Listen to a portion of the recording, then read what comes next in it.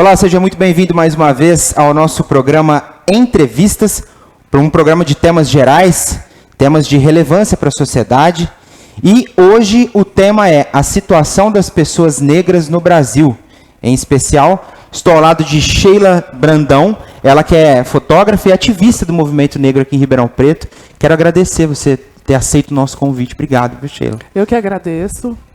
Eu estou bem feliz de estar aqui e poder falar um pouco com vocês, bater esse papo com vocês, de algumas coisas que eu sei dentro do movimento negro, que eu tenho aprendido, que a gente aprende constantemente, e assim como o movimento de mulheres negras, no qual eu faço parte em Ribeirão Preto. Sim, já quero adiantar que se eu disser qualquer coisa que esteja em desacordo com o movimento, me corrija, por favor. Claro, a gente certo? vai aprendendo juntos. Exatamente. 45% hoje, vamos falar especificamente primeiro das mulheres, que 45% dos lares brasileiros hoje são sustentados pelas mulheres. Isso é uma pesquisa recente do Instituto de Pesquisa Econômica Aplicada. Acabou aquela questão de que o homem é o provedor do lar? Acabou isso? Parece engraçado, né? Parece que é coisa recente, dados recentes. Se a gente olhar para a parcela enquanto mulheres, né, na sua totalidade, a gente entende que há essa mudança no cenário mesmo. E que cada vez mais mulheres são protagonistas no sustento, no alimento, nas responsabilidades do lar e de outras atividades, das empresas, né? Mas se a gente olhar especificamente para a questão racial, a gente faz um recorte e se relembra das nossas mulheres, né? Das mulheres negras. E aí o exemplo que eu queria trazer para vocês é o exemplo da minha família. Minha avó, na verdade minha bisavó, nasceu em 1911, casou-se, teve 3 filhas, mulheres, e ficou viúva aos 29 anos. Minha avó, nascida em 1936, casou-se, teve 2 filhos, um homem, uma mulher, e se separou com 2 anos de casada. Minha mãe, grávida, aos 16 anos. Então, assim, como que se dá o sustento dessa geração? Isso eu estou falando de 1911, eu não estou falando de agora. Para as mulheres negras que estão ao nosso redor e de todo o país, eu vejo que é uma realidade. É uma realidade e é uma tendência. É uma realidade de muitos anos. É dolorido, né? É dolorido você entender que não tem um apoio de um companheiro, que não tem um companheiro, que não compartilha dessa responsabilidade com o companheiro, mas você vê a força da mulher negra e a potência que é a mulher negra desde 1900, vamos dizer assim, né? Talvez isso não era reconhecido antes, justamente porque estávamos em progresso aí dos movimentos. Sim. Hoje se tem um reconhecimento maior disso, né? Sim, se fala disso. A falta de acesso, isso era natural, é cotidiano, é dia a dia, né? Então isso acontecia nas famílias, você observar as famílias, a questão das matriarcas, aí, das avós, né, das iás, é por conta disso que se dá. As histórias que as avós contam é uma forma de conter isso dentro do seio familiar. E ela sempre foi essa fortaleza, sempre manteve essa postura por essa necessidade e dificuldade. E a gente sabe que a população brasileira é constituída de 52% de mulheres, ou seja, a maioria da população. Por que a gente trata ainda a questão das mulheres como minorias? É horrível ouvir isso. É muito ruim ouvir, né? Nós, enquanto mulheres, nós temos assim inúmeras características potenciais, né? Mas a gente identifica uma questão de enfrentamento e de uma estruturação que não é de agora. Então, existe essa dificuldade de estar em alguns espaços e ser reconhecido por homens nos espaços, ser ouvido por homem. Já teve alguns casos de que, por exemplo, eu mesma apresentei um projeto em uma empresa que eu trabalhava e não foi aceito. Um homem levou a mesma ideia e foi aceito. Então, assim, existe sim uma forte, vamos dizer assim, maneira de se colocar para a sociedade, que nós estamos aqui, que a gente faz parte, que a gente precisa ser ouvida e tem o nosso potencial.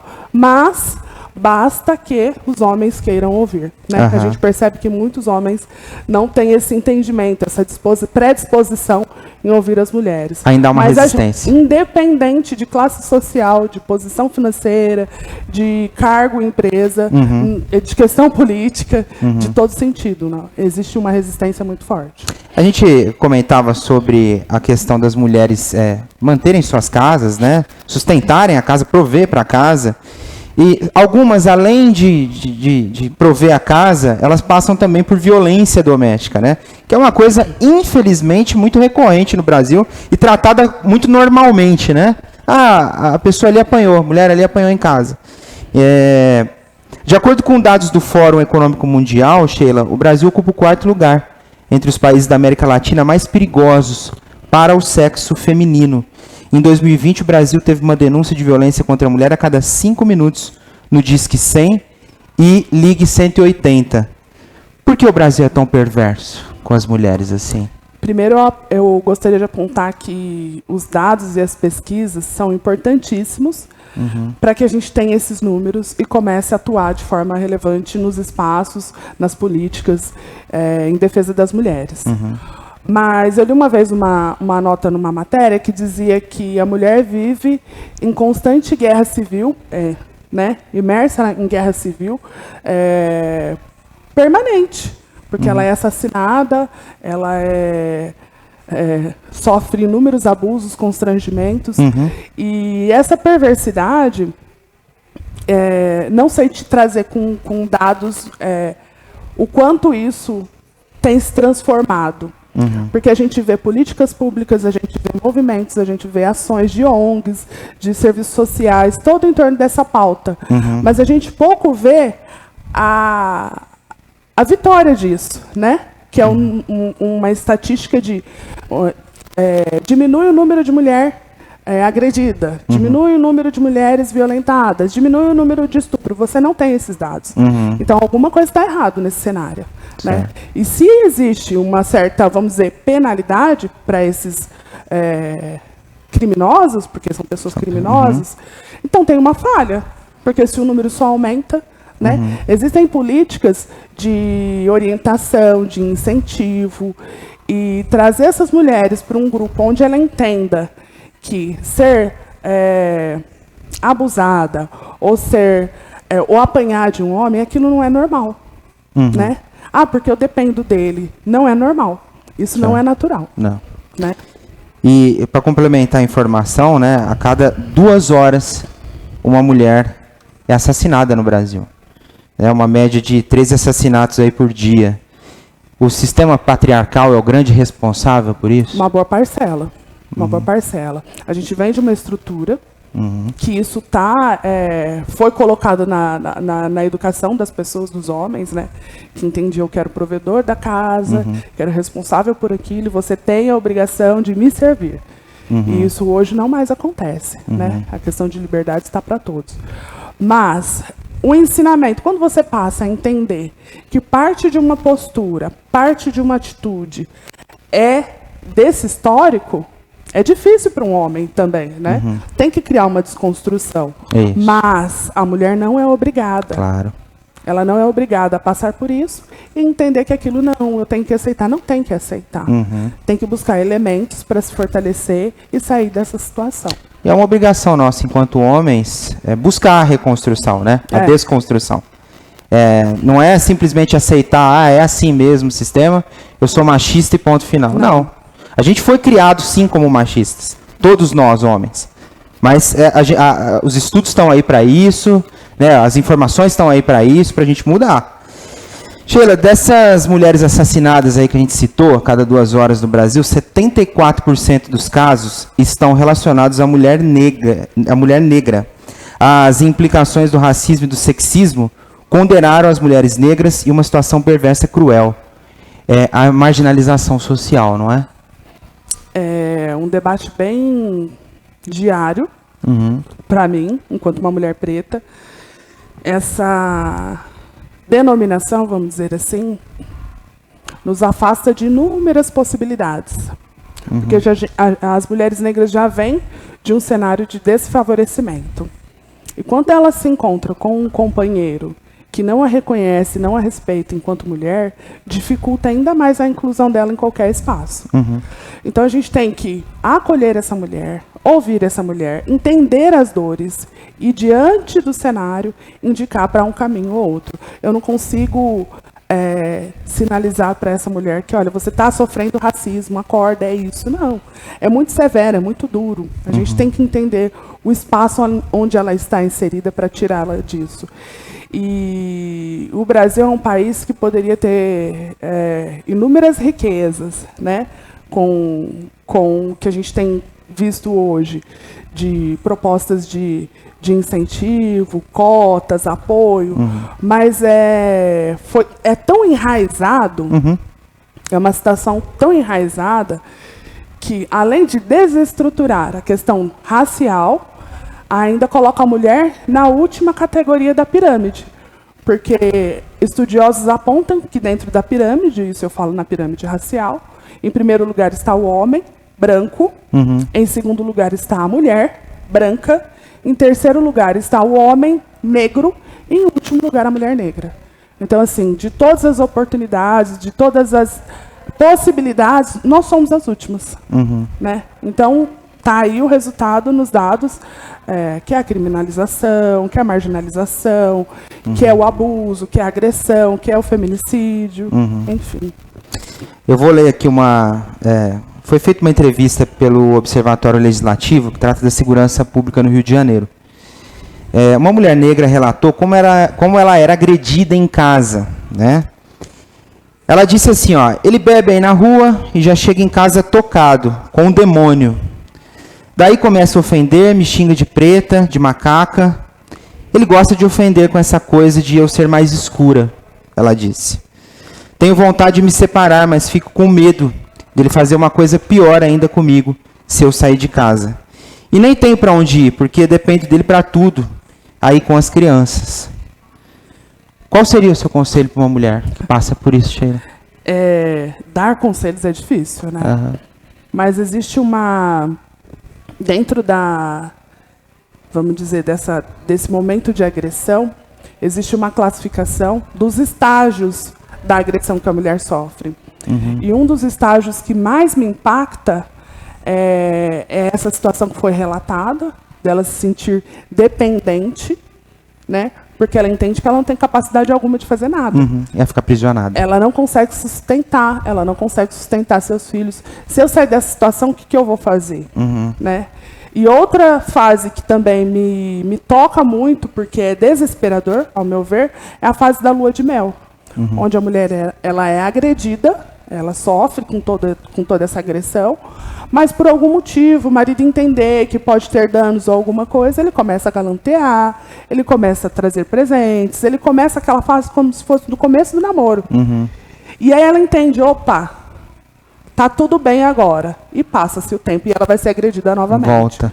Então, esse entendimento você só tem quando você passa a acompanhar, né? Tem casas de apoio, serviços de apoio, municipais, independentes, né? Aqui em Ribeirão, em todo o país.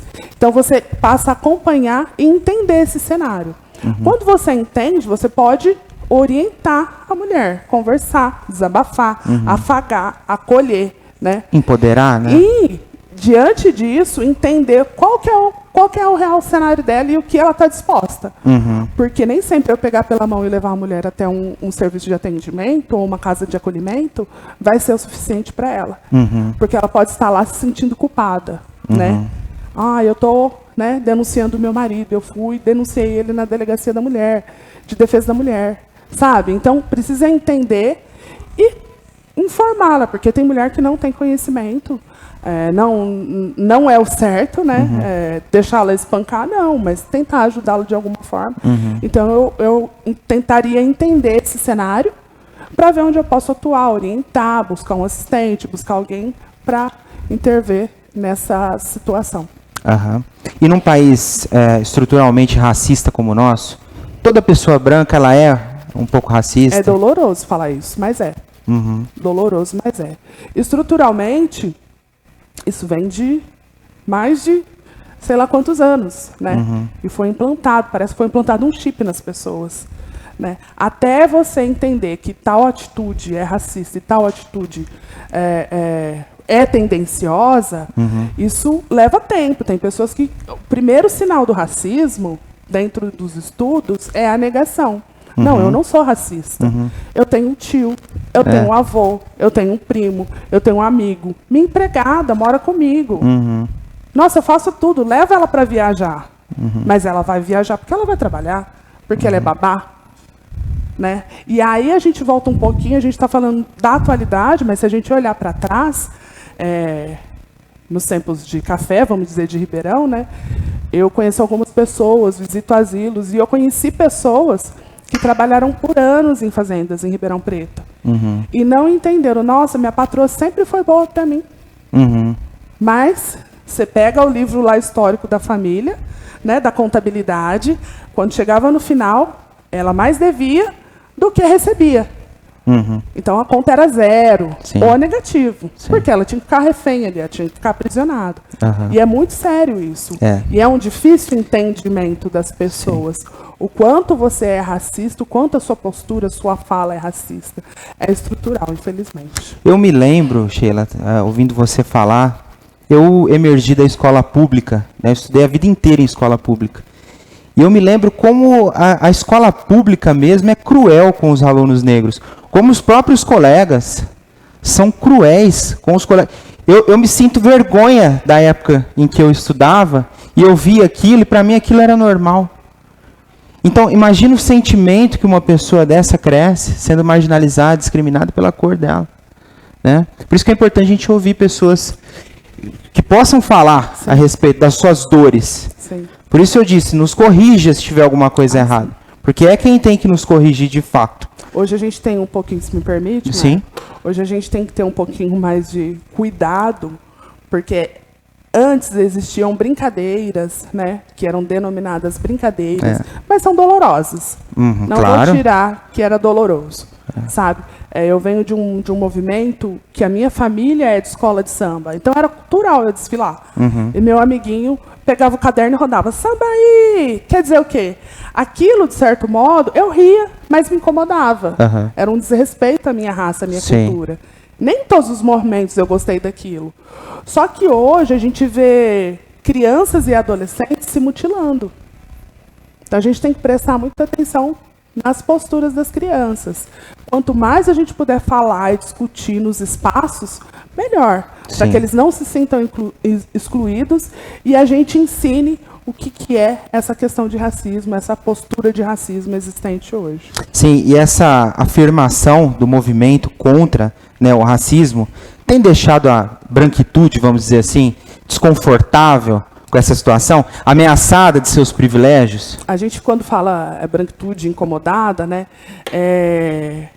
esses privilégios, as pessoas costumam dizer assim, a meritocracia. Como eu vou ter mérito se eu venho de um lugar que você não vem? Se nós viéssemos do mesmo lugar, do mesmo espaço, eu entenderia que nós tivemos as mesmas oportunidades. E aí sim, de forma igualitária, a gente teria as mesmas oportunidades. Cada um dentro do seu desempenho. Sim. Mas quando a gente fala que os negros foram capturados da África, sequestrados de África, eu não estou no mesmo espaço que você. Eu estou num lugar bem diferente. Sim. Então a gente tem que respeitar e entender que esses incômodos vão acontecer e vão continuar acontecendo. A população negra cada vez se insere mais nos espaços, nas universidades, nas empresas, nos cargos públicos, nos cargos políticos, né? Precisa ter essa representação e atuação. Não é só colocar uma figura e falar, eu tenho uma representação. Não. Poder de atuação, poder de delegar. E a gente vê o quanto que isso é verdadeiro, né? Que historicamente há uma dívida do país com as pessoas negras, que quando eu faço uma reflexão do meu tempo de escola, Sheila, eu não me lembro de ter tido uma professora ou um professor negro. Eu desafio você aí, que tem mais de 30, 35 anos, a lembrar. De repente você vai lembrar de um. Sabe por que isso? Porque não tinha acesso, né? Era muito difícil. Era muito difícil. Eu tive 2 professoras.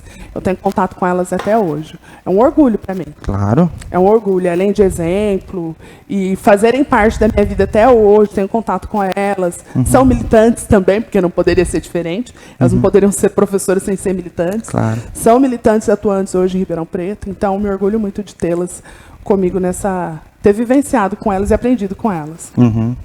Ô Sheila, e declarações infundadas de políticos, eventualmente contra ou desqualificando, descaracterizando o movimento negro, impacta muito negativamente na sociedade? É uma forma de enfraquecer, né? Mas eu não trouxe dados estatísticos, mas nas últimas estatísticas, a ocupação de pessoas negras em cargos políticos tem aumentado. Então, eu acredito que é um enfrentamento. Pode existir essa tentativa de diminuição do nosso poder, da nossa articulação, mas não vai acontecer. Pelo contrário, a gente tem se fortalecido nos livros, nos debates, nas políticas, para poder enfrentá-los de frente. Eu já ouvi pessoas dizerem, eu não aguento mais falar disso, falar de racismo, mas também as pessoas negras não aguentam mais o racismo, explicar né? E falar. É diário, né? Então a gente tem que... Às vezes a gente finge que não vê para passar um dia em paz, para ter um dia calmo, porque não era para ser assim. Sim. Mas é diário. O caminho é pensar sobre políticas que reafirmem a identidade das mulheres que historicamente foram massacradas pelo regime escravista? Sim, eu acho que só as políticas têm esse poder. E mais que criar políticas efetivas. Porque tem inúmeras políticas sendo criadas, Sim. que os dominadores, vamos dizer assim, que os grandes políticos não têm a mínima intenção de executá-las, de realizá-las. E a gente quer que elas realmente sejam efetivas. Não agora, não hoje. Sim. Porque a gente está trabalhando para mulheres negras do amanhã. Sim. Então, é esse nosso papel. A educação é a grande ferramenta? Com certeza. É uma das maiores ferramentas. Quando a pessoa entender que a educação é o caminho, ela se torna o que ela quiser dentro de uma sociedade. E eu reafirmo a importância de campanhas dentro das escolas públicas, Sheila. Sim. Porque isso é muito forte ainda. Falar é só nos espaços onde existe mais dinheiro, a situação socioeconômica é melhor. Não, não é. Nas escolas públicas, a situação é igual, é muito parecido. E as mulheres negras sofrem com discriminação nos ambientes de trabalho também? Diariamente. Você já sentiu isso? Diariamente. Tem momentos que é mais tranquilo, não é tão explícito, mas o racismo velado, para mim, é o que mais incomoda. Porque a pessoa finge que não está praticando o racismo. Então, assim, a gente tem que ter muito cuidado, porque às vezes pode te confundir enquanto mulher preta e entender que, não, aquilo não foi. Não foi, realmente foi. Né? A gente tem que ter muito cuidado com isso, porque é uma maneira de te confundir. E isso está enraizado. E, assim, são olhares, são palavras, são gestos, são coisas simples que pode determinar o que é o que não é racismo. E a gente tem até mau exemplo de grandes empresas, né? Recentemente, a gente teve um péssimo exemplo de uma loja de roupas, que é conhecida mundialmente, que, se você quer saber mais sobre isso, pesquisa aí no Google, você vai ver. Uma situação lamentável, né, Sheila? Isso quando vem a público, são as grandes marcas. Mas, por exemplo, nós temos situação próximas a nós, aqui a Câmara. A gente tem questões dentro do espaço da rodoviária. Tá a 2 quarteirões daqui. E vai falar que é um público elitista? Não é. São várias pessoas de vários lugares e ali existe racismo. Então, assim, a gente tem que ter esse conhecimento para saber qual a postura eu devo tomar quando eu ver, o que eu devo fazer, como eu devo proceder, né? Então, você tentar entender o que está acontecendo. E, infelizmente, essa empresa é um dos exemplos do que vem acontecendo, mas vai ter grandes percas. Né? Com certeza. É para ter mesmo. Para aquelas pessoas que negam que o Brasil é um país racista, que existe racismo no Brasil, como é que a gente faz para convencer essas pessoas que precisam de uma mudança? O convencimento nem sempre é o caminho, né? Eu acredito na educação, e procurar pessoas próximas a você, que possa te apoiar, com quem você possa conversar. Tem espaços em Ribeirão Preto para isso, tem lugares e tem biblioteca fazendo ações de trocas e conversas para isso. Nós não temos obrigação de ensinar as pessoas. Eu estou aqui para uma conversa que foi voluntária e tudo bem. Mas tem gente que não tem obrigação de te ensinar. Claro. Você teve uma postura indevida, né? E eu não tenho obrigação. De Se aguentar. a pessoa não quiser, ela não vai. Porque aquilo causa dor.